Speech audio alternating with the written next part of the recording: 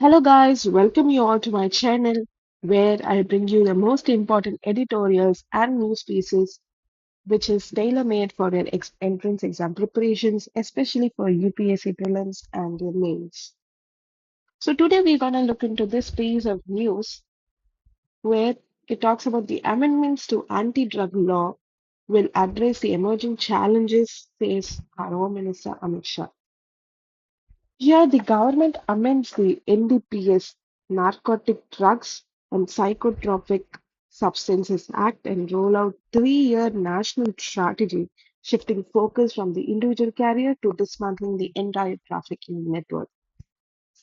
So moving on, what happened is on 26th of June, which is celebrated as the International Day Against Drug Abuse, 10th NCORD meeting, the Narcotic Coordination Center's meeting was organized at the NCB. Here, our Home Minister Amit Shah released the vision document on drug control, which was a 3-year framework towards drug control and newer strategies that's been made towards it. Along with this, another document was released. The NCB annual report was also released on the same day. The core doctrine that is being said in this vision document is detect, disrupt, and destroy. We need to detect and identify the trafficking network, disrupt, break the supply chain and the finance to it, destroy and dismantle the whole ecosystem is what is being said. So this is the mantra to detect, disrupt, and destroy. The legal and institutional reforms, as said, the NDPS Act and rules has been updated for the emerging challenges and regulatory gaps, which is done by the Department of Revenue, and more reformative approach towards the drug users and those suffering from addiction, exclusive NDPS courts being proposed by the Ministry of Home Affairs for the speedy convictions, then proceeds of the crime process to be evidence-based and tech-cubed, so the assets do not return to the accused. The states urge to target traffickers, gangsters hiding abroad, and to catch hold of those hiding abroad, we have this DRECON and notices with the help of CBI to India's Interpol nodal agency. Then the strategic and tech shift is about instead of targeting the individual carriers, we have to focus on the complete network and trace the full trafficking network and dismantle it. For this, the proposed idea is to use the AI-enabled profiling to strengthen the interdiction across land, sea, air. So this document that was the Vision Bharat has been sent to 40 plus ministries and agencies united against the drugs because drugs, narcotics, and trafficking is not about just one department that's been involved. It involves every other ministry that has been present, right, starting from the root cause, the Narcotic Control Board to Revenue Department, then the Transport Department, and also involves the border security, where there can be trade across the border and international police. There is also a connection. So, 40 plus ministries have been included in towards this target of achieving a drug-free Bharat. So we involve the central agencies, state government, where our home minister have called the state governments to give their innovative ideas, and each and every citizens to be also being included in this target of achieving a Nasha Mukt Bharat, a way towards the Viksit Bharat. So this next 3 years will decide whether addiction will defeat us or we will defeat addiction. Is a quote that can be used in writing. So diving deep into it and decoding the small informations and getting it from the basics, I get you to this GS relevance. It comes in the GS3, the internal security, drug trafficking and narco-terrorism, and GS2, health and addiction policies. That's that's also important. So getting the basics right, the NDPS Act, that is the Narcotic Drug and Psychotropic Substance Act, which was passed in the year of 1985. It basically replaced the scattered law, which are the Opium Act of 1857, the Dangerous Drug Acts. What is the constitutional basis of this act? We have in Article 47 of the BPSP the state's duty to endeavor to bring about prohibition of intoxicating drinks and drugs that are injurious to health. So it is the state's duty to prevent drug intoxication and prohibition of such drugs and drinks, and the international obligation too, because India is a signatory to the UN conventions such as the Single Convention on Narcotic Drugs and Convention on Psychotropic Substances and UN Convention against illicit traffic. The key provisions of this NDPS Act is that it prohibits it prohibits the production, manufacture, and all forms of drugs except for the use of medical and scientific purposes. In Article 31A, there is this death penalty for repeat offenders, and it is the penalties and punishments are based on the quantity based. In Article 37, there is a provision for special courts with a speedy trial, and the punishment, as said, it's quantity based on small, intermediate, and commercial quantities. For amendment history, this act has been amended three times. First, in the 1989, where the punishments are made more strict and introduced mandatory minimum sentences. Then in 2001, the amendment introduced quantity based. So quantity based sentencing was introduced in the year of 2001 amendment, small, intermediate, and commercial, as said earlier. In 2004, the amendment allowed access to essential narcotic drugs for the medical and the palliative care, like the morphine for cancer patients, and it made the licensing easier. Now, moving on to the key institution. This is a very important section for us to know. The NCB, which is the Narcotic Control Bureau, it acts as apex coordinating agency for drug law enforcement. This was established when NDPS Act was formed under the Ministry of Home Affairs. This is also very essential. So, Ministry of Home Affairs is the nodal ministry for internal security and dimension of drug control. Then we have this NCORD, which is the Narco Coordination Center. It is a multi-tier coordination mechanism. It has various levels from the apex, executive, state, district levels. It acts as an interagency, interstate coordination. Here, the 10th apex meeting was done this year. And Department of Revenue is also closely linked to this NDPS Act, as it is drugs are mostly linked to the customs and financial angles, and they are being given the power to amend and administer the NDPS Act too. Then CBI gets involved in it as a nodal agency for Interpol coordination, international criminal police control. It facilitates the red corner notices. We'll look into what this red corner notice comes in the later part of this video. Then the National Investigation Agency is also involved in the narco-terrorism linkage to decode.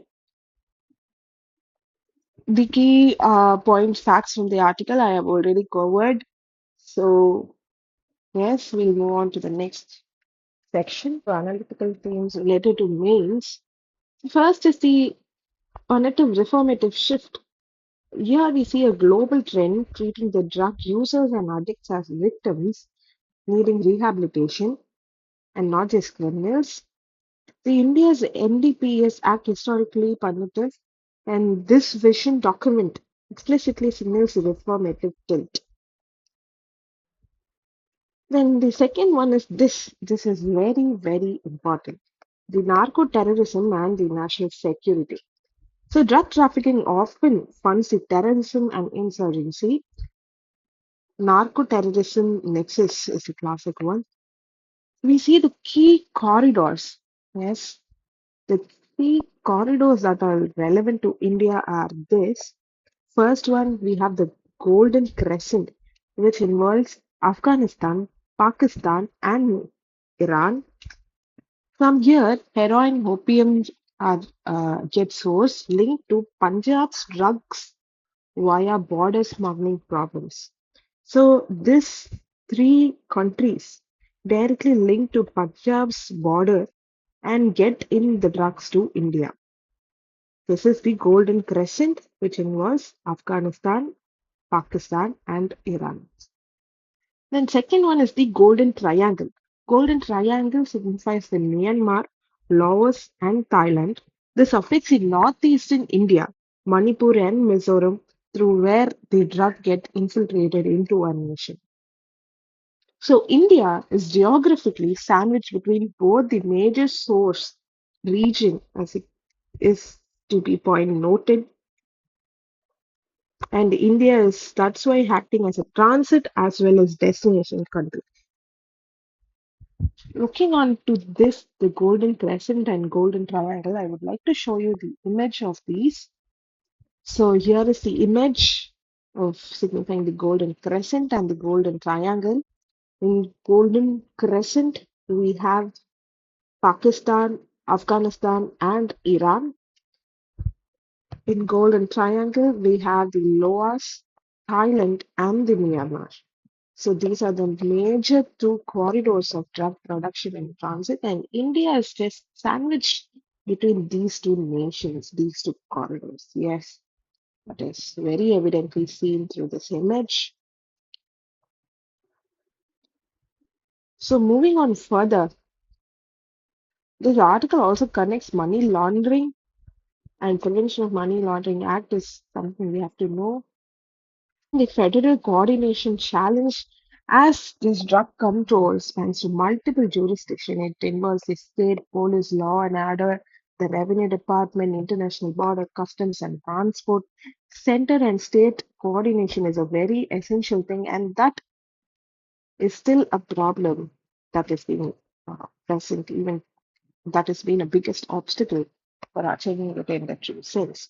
And we also have technology in the law enforcement where we are using AI enable profiling, evidence-based asset tracking, and broader terms of tech enabling policies. And it does also involve the whole society approach where not only the government's part, not only the ministries should take part in actively to control the drug, but it is also each and every individual's responsibility to say no to drugs. And it is also in the hands of the educational institution to make to make our citizens aware and make them vigilant enough to make a better society and a drug-free society. Now, summarizing the essential points that we covered, NDPS was enacted in the year of 1985, and the Narcotic Control Board functions under the Ministry of Home Affairs. The NDPS Act provides special codes. And we have the 2014 amendment has easy access to narcotic drugs for medical and palliative purposes. We have the Golden Crescent and the Golden Triangle. The Golden Crescent includes the Afghanistan, Pakistan, and Iran. Golden Triangle includes Myanmar, Laos, and Thailand, and India lies between both of these. The NCORD is a multi-tier structure from the apex executive state and district levels that are operational over there. And Nasha Mukt Bharat Abhiyan is India's flagship campaign for drug-free India. The CBI is India's designated national center bureau for Interpol coordination that would issue the red corner notices.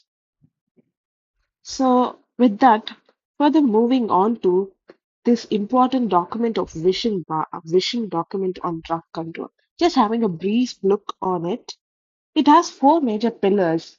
First is the enforcement, intelligence, and operations. Second is the precursors and synthetic drug control, and demand reduction and rehabilitation, and capacity building, coordination, and monitoring. So, this vision document is formulated under these, uh, keeping in mind these four pillars. It has been documented and it has highly sensitive strategies to achieve a drug-free nation, and it is circulated to 40 plus ministries, and they involve the framework sensitive information and framework, and the operation goals and systems to achieve these is what is being described in the vision document, and it was released in the 10th OPEX level meeting in the NCORD. The big strategic shift from chasing individual to careers to crack the network completely and dismantle the network is a major goal of this vision document. The three cartel categories to be eliminated: those smuggling drugs into India from abroad, those transporting from border areas to state, those distributing to end users. All of these categories must be cut to dismantle. You already saw this golden crescent and golden triangle has been addressed by our Home Minister as the death crescent and the death triangle. So, furthermore, in PYQs or in furthermore examination, this can be the word being used, that is the death crescent and the death triangle, and given an option about the countries.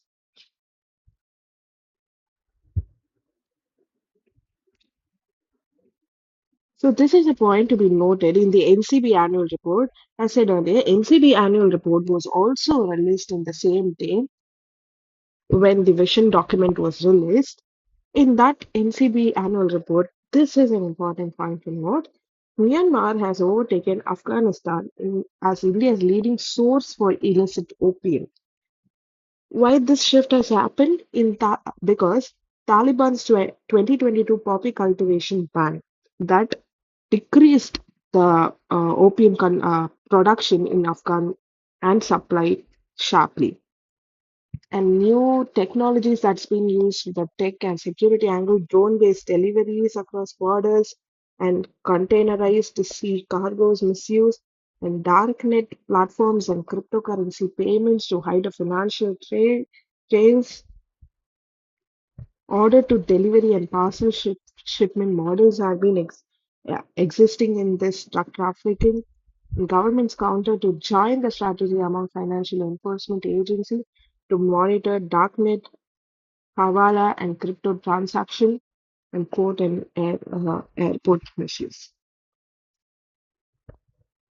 So that is a brief about the vision document. I would like to brief you about the Interpol. Yes, Interpol is nothing but International Criminal Police Organization. The main goal of this police force is to share information and coordinate action against transnational crimes. So this is to follow up the transnational crimes where one criminal or one accused would travel abroad to escape from the case. To counter that, we have the Interpol, the International Criminal Police Organization, which was established in 1923. Headquarters is present in Lyon, France.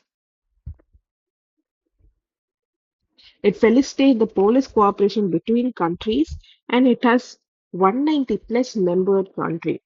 The main objective is to enable global police force to share information and coordinate against action against the transnational criminals.